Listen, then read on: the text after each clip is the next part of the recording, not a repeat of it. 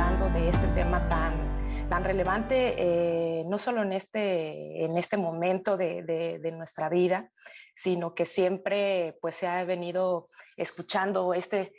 tema controversial, sobre todo dentro del ámbito educativo y el ámbito también para todas las disciplinas que se encargan del comportamiento, como psicología, entre otras. Pues todo lo que tiene que ver en relación a toda esta complejidad humana de la que somos parte todos. Entonces, pues para mí es un honor hablar de este tema el día de hoy, compartir un poquito de conocimiento. Ya me habían presentado anteriormente, entonces no voy a entrar mucho en detalle a lo que me dedico. Y pues básicamente, más bien empezar a platicarles acerca de lo que sería la definición en principio de lo que es la inteligencia. Antes de entrar a la especificación de qué es inteligencia emocional, pues entender a qué definimos por inteligencia en general. Y pues aquí intenté colocar esta definición que fue como determinó un grupo de expertos o investigadores que justamente pues conformado por psicólogos, expertos en diferentes áreas o disciplinas, como les decía, de este conocimiento. Y pues todos ellos concluyeron que la inteligencia es una capacidad mental muy general que implica, entre otras cosas, la planificación, la resolución de problemas, la capacidad de pensar de forma abstracta, el comprender ideas complejas y el poder aprender de forma rápida, o ahora también se habla de ágil, y aprender de la experiencia. Y sobre todo algo muy importante de lo que se hace énfasis o intentamos enfatizar, sobre todo en términos educativos, es que va más allá de una habilidad académica, va más allá de si eres una persona de 10 o de 6. Es decir, tiene más un significado de comprensión acerca de nuestro entorno y de nosotros mismos y de los demás. Es esta forma de dar sentido o descubrir en nuestro quehacer diario. Entonces, pues al final son habilidades, destrezas y competencias lo que podríamos definir como una inteligencia humana en general. Sin embargo, bueno, también ahora, o no ahora, desde ya en la historia, ahorita les voy a mostrar un poquito en términos de historia, desde cuándo se empezó a hablar de lo que era la inteligencia emocional, pero antes entender qué es la inteligencia emocional o a qué le atribuimos este significado. Y pues se habla de que la inteligencia emocional no es más que un constructo, que es esta capacidad de que los individuos podamos reconocer nuestras propias emociones, pero al mismo tiempo también la de los demás, para poder de alguna manera pues regularlas, ¿no? Para poder ir discriminando estos diferentes sentimientos o estados emocionales que nos llevan a cierto comportamiento o conducta. Y pues de esta manera, pues irse adaptando también al ambiente o al entorno en el que cada uno de nosotros nos desempeñamos dentro de, pues, de la sociedad o dentro del planeta, se podría decir ya también ahora. Y pues hablando un poquito de la historia, no voy a entrar de lleno a qué es lo qué dijo cada uno de estos teóricos, pero más que nada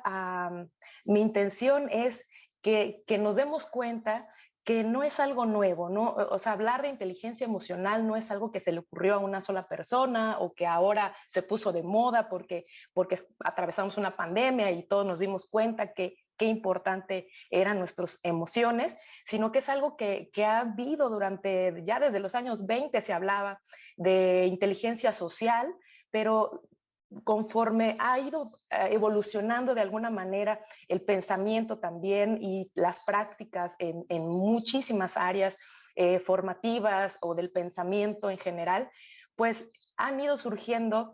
teorías que, de entre las más famosas, por ejemplo, de Howard Gardner, que él introdujo este primer significado de inteligencias múltiples en los que ya en la parte pedagógica ya se decía que no podíamos solamente atribuir la inteligencia al IQ o a la parte cognitiva de la persona.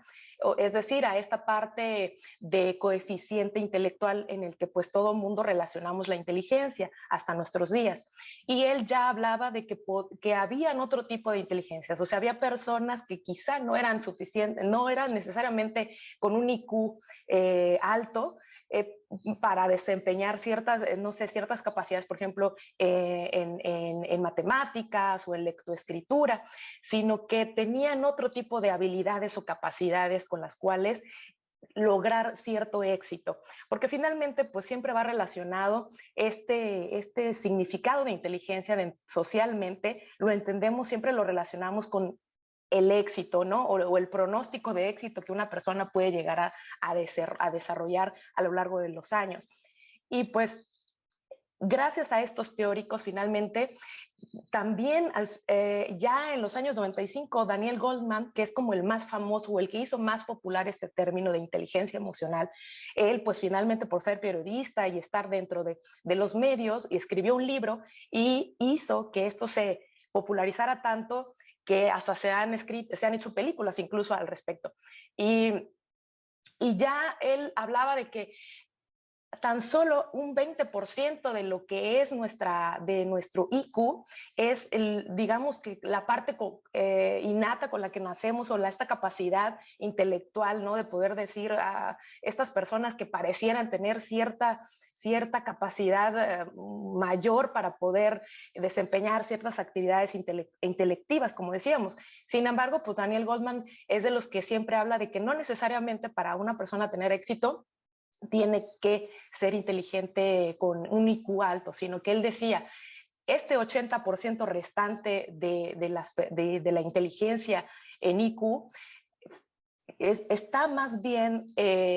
distribuido en otros factores que pueden ir desde factores psicosociales a factores del entorno, del ambiente en el que una persona se desarrolle. Y esto pues finalmente abrió un discurso interesante porque nos hizo darnos cuenta a muchas personas, no solo a los que estamos dentro de la enseñanza, a muchas otras personas, a darnos cuenta que no necesariamente si no soy una persona con esta alta capacidad de desarrollar numéricamente, a lo mejor hablando, que sí puedo, de todas formas puedo llegar a tener éxito desarrollando otro tipo de inteligencia, como en este caso la emocional, que tiene que ver con esta regulación de nuestras emociones.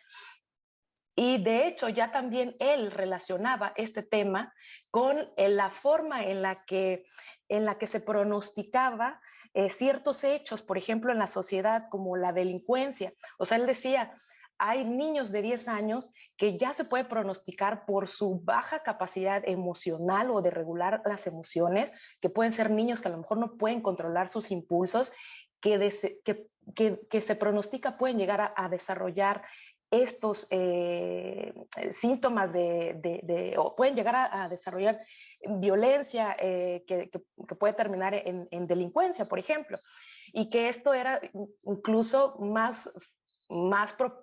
fácil de verlo de esta manera que dentro de otro tipo de factores, ¿no? Como a lo mejor la baja capacidad intelectual. Entonces, pues finalmente con esto se llega y se empieza a hablar muchísimo más de esta relación que aquí yo pongo en esta diapositiva como un cerebro que está dividido y que todo en la cultura popular se puede decir, todo el mundo siempre pues piensa, ¿no? Emoción siempre lo relaciona con esta parte del cerebro que es irracional, que es impulsivo, que es creativo por la parte positiva, ¿no? Pero siempre como que lo llevamos a la connotación negativa de, no, pues una persona que no tiene inteligencia emocional es una persona que no se sabe autocontrolar, que siempre hace las cosas o reacciona de una manera irracional en todo su comportamiento. Y siempre relacionamos la parte lógica, esta parte centrada, racional, mucho más ¿cómo se puede decir? Mucho más clara o inteligente, con esta parte del cerebro que tiene tendencia más a la parte intelectiva. Sin embargo, pues finalmente la idea es con la que nos tenemos que quedar es que lo que se busca más bien es esta integración de ambos cerebros, porque ahora hasta se habla de que existen dos cerebros, pero realmente no es tanto que existan dos cerebros, es que más bien la idea es que podamos integrar una mejoría en nuestra gestión, no solo de las emociones, sino también de la forma en cómo aprendemos cualquier tipo de actividad o conocimiento. Y bueno, llegamos entonces a la parte de, pero ¿cómo lo hacemos, no? Una vez que ya entendemos qué es la inteligencia emocional, quiénes son los que hablan acerca de ella o quiénes son los que la han impulsado, pues llegamos al tema de, y nosotros como personas en general, ¿cómo podemos hacer para regular estas emociones? Y la buena noticia es que justamente este 80% nos da a nosotros la posibilidad de decir, podemos entrenar. Si no nacimos con esta supercapacidad intelectiva, numérica o lectoescritora, que finalmente sí es importante en la educación y para nuestro desempeño general o productivo, no, sin embargo, no significa que no podamos desarrollar otro tipo de habilidades que nos lleven a lograr las metas o los objetivos con los que nosotros nos sintamos más cómodos y llegar pues a esta realización o autorrealización a la que pues todos estamos en búsqueda. Entonces, ¿cómo llegamos a eso? Pues nos invitan siempre estos autores a reflexionar en estos puntos que son el autoconocimiento o finalmente yo siempre hablo de autoconciencia también de sí, o conciencia de sí mismo, y yo incluyo las emociones dentro de esta parte. Sin embargo, pues también se habla que se puede se puede llevar a cabo el autocontrol o la autorregulación, la automotivación o la disciplina y distribución de gratificación, pero más que me gustaría poner algunos ejemplos al respecto de todos estos puntos, que finalmente pues no es más que el conocimiento o la identificación, yéndonos directamente a la parte de las emociones, la identificación de mis sentimientos, pero también de mis estados emocionales. Y ahí diferenciar qué es un sentimiento y un estado emocional. Este estado emocional que todos ubicamos perfecto, que puede ser la ira, la tristeza, puede ser el enojo o puede ser la alegría. Y muchas veces ahí es donde tenemos que empezar a identificar cómo o qué cosas, qué factores, qué circunstancias o qué situaciones son las que detonan o nos detonan este tipo de estados emocionales o este tipo de sentimiento, que finalmente el sentimiento pues es más como esta interpretación que tenemos del mundo, esta parte en la que nosotros nos sentimos más predispuestos a cierto estado emocional, finalmente. Y identificando ambos y sabiendo qué es cuál, finalmente podríamos también entender o estar un poquito más cerca de esta autoconocernos y saber cómo podemos ir regulando entonces y estos botones emocionales, porque todos conocemos, incluso ahora hace poco tiempo se puso de moda por esta situación que le pasó a Will Smith, que seguramente todos lo supieron porque se hizo masivo. Y a muchos yo veía que lo compartían como a manera de anécdota, muchas personas hasta lo veían como algo chistoso, ¿no? Esta reacción a la que había llegado este personaje. Sin embargo, creo que nos puede servir a todos como un muy buen ejemplo para qué es entonces este control de impulsos y cómo es que lo podemos llevar a un ejemplo práctico.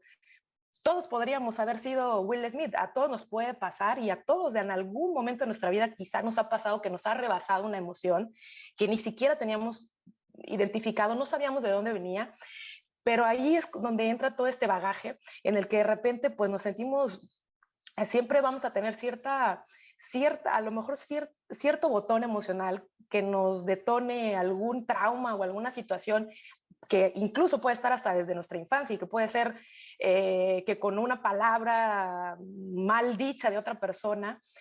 nos terminamos nosotros reaccionando de una manera que puede llevar a desencadenar una situación más que vergonzosa, pues también una consecuencia mayor en nuestras vidas. Entonces ahí es donde pues hacer la reflexión por qué también es importante la empatía y también la compasión en términos de emoción. Eh, y bueno, ahí pues entramos entonces en cómo para mí es hablar de esta inteligencia emocional y cómo es que esta inteligencia nos abre un mundo de posibilidad para la vida. Yo siempre hablo de que nos hace sentir que poder aprender de inteligencia nos hace personas mucho más felices y nos ayuda a encontrar cierta evolución. Entonces hablábamos de esta parte de lo que es el aprendizaje, o sea, al menos a título personal, yo así es como veo esta parte de las emociones y, y pues también entrando en esta parte de la complejidad de las emociones o la parte compleja también del ser humano, porque ahora también mucho de las tendencias de las que se hablan en todos lados es esto de que estamos transitando hacia muchos cambios. Siempre se habla de cambios hacia la transición, que si la digitalización, que si todas esta revolución en la que estamos todos digital, que nos ha abierto pues también otra forma de comunicarnos, de interrelacionarnos y de compartir experiencias, pues finalmente también está muy ligado a las emociones, porque pues todos de alguna manera estamos siendo a veces víctimas también de toda esta nueva interconectividad. Terminamos a veces agotados, estresados, ansiosos, comparándonos con los demás, porque pues ahora con las redes sociales todo el mundo estamos más visibles de lo normal o de lo que estamos acostumbrados y sobre todo para los jóvenes pues empiezan a desencadenar situaciones mucho más complejas como esta de las que les hablaba de los niños de 10 años, pero ahora incluso en edades mucho más tempranas ya se empiezan a ver incluso se lo llevamos a un extremo, se empiezan a ver depresiones en niños muy pequeños, lo cual pues empieza a ser alarmante y siempre yo escucho, ¿por qué no se habla de esto en las escuelas? ¿Por qué no llevamos este tipo de educación de la enseñanza en emociones en los ámbitos educativos o en los ámbitos empresariales, ¿no? Tanto para niños como para adultos, porque finalmente todos de alguna manera no aprendimos a cómo manejar o cómo ser más inteligentes en esta parte de nuestras relaciones y de nuestra comunicación con los demás, ¿no? Y el diálogo además que tenemos con nosotros mismos. Entonces, también se habla con las emociones, finalmente, de un lenguaje no verbal, de usar estas emociones para guiar también esta parte cognitiva. Se habla de que para comprender la información que se transmiten las emociones y las acciones que generan estas emociones, siempre se tiene que pensar en este beneficio que vamos a obtener, pero también en el beneficio común. Y ahora se habla mucho justamente de la empatía y de la colaboración y de esta sinergia que tenemos entre unas y otras personas. Pero yo pienso que primero tenemos que empezar con nosotros a hacer mucha conciencia, mucho autoanálisis de quiénes somos, como ya decía, de cuáles son estas emociones y qué son y qué es lo que lo desencadena y entrar también a esta conciencia de cómo estas emociones repercuten con mis acciones en la vida de los demás. O sea, no quedarnos siempre como en nuestra burbuja de, pues bueno, si a mí, mientras que no me afecte a mí o es mi problema, no es problema de los demás, pero no necesariamente. Y hoy lo estamos viendo, ¿no? Una persona que se deprime o una persona que está en una situación vulnerable, termina así siendo también problema de todos, porque finalmente nos impacta a los demás también en la forma en la que nosotros percibimos el mundo y la forma en la que nosotros, pues, pues mantenemos todo este tipo de interacción. O sea, necesitamos empezar por eso a ser un poquito pues más empáticos. Entonces yo digo que el nuevo must de líder es mantenerse aprendiendo constantemente para poder trascender con el tiempo. Y si lo trasladamos a las emociones, finalmente tiene que ver con que aprendamos nosotros a poner el ejemplo, empezando por nuestras acciones y después pues trasladarlo a las acciones que nos competen con los demás. Y ahí es donde yo hablo dentro de Start2, que es esta comunidad de emprendimiento en la que pues yo vengo trabajando eh, con otros expertos en términos de diferentes disciplinas. Pues una de las propuestas en término justamente educativo es llevar estas prácticas y este tipo de habilidades mucho más allá de la educación formal y justamente aprovechar esta parte del autoconocimiento para ir explorando, para ir entrando en esta formación de emociones y que engloba al ser humano, sin dejar afuera la parte intelectual, que también es importante y que también ahora nos hemos dado cuenta que incluso también con esta parte de que las escuelas cerraron y que nos hicimos digitales, empezamos a ver también cómo muchos niños dejaron también de desarrollar estas habilidades, no solo de socialización, también empezaron a dejar de lado habilidades de escritura. O sea, los niños como ahora están tan inmersos en sus celulares o en el iPad o en esta tecnología, en las tecnologías, también han dejado de lado este tipo de competencia intelectual. Entonces ahora se ha abierto todavía más la brecha porque ya no solo estamos hablando de que tenemos una incapacidad de reconocer las emociones o de la parte social o socioafectiva, sino que ahora también estamos hablando de una incapacidad en la parte intelectual o cognitiva. Entonces la idea es integrar por eso ambas en una sola dimensión para no verlas siempre separadas, no quitarnos todos estos prejuicios o todas estas etiquetas o todas estas ideas preconcebidas acerca de que si ser emocional está mal, que verse vulnerable está mal, que no podemos, que necesitamos ser fuertes, necesitamos mostrarnos siempre competentes, siempre exitosos, siempre de una cierta forma o mostrar una cierta imagen siempre ante los demás. Tenemos que empezar a cambiar también este diálogo interno y empezar también socialmente a empujar hacia un poquito más de esta forma humana de vernos a nosotros y también a los demás, con esta empatía que hablábamos, y empezar a entender que el tener inteligencia emocional no es rechazar las emociones, no es decir, no, yo soy fuerte y nunca estoy triste, siempre estoy feliz, siempre estoy alegre. No, o sea, podemos trabajar en este estado emocional de forma mantener este optimismo, incluso en situaciones difíciles, como ya también la charla anterior del doctor Mier hablaba de resiliencia, de cómo podemos entrenar también esta parte de aún en momentos difíciles encontrar esta positividad y mostrar esta forma de ver la vida con esperanza. Sin embargo, no significa que esto nos lleve a actuar de una manera fingida o como a veces yo siempre digo, como a este autoengaño, decir, todo está bien, no pasa nada, me hago la fuerte. No, también hay momentos de vulnerabilidad y todas las personas atravesamos situaciones en las que de repente tenemos que enfrentarnos a situaciones muy extremas o atravesar incluso una depresión y pues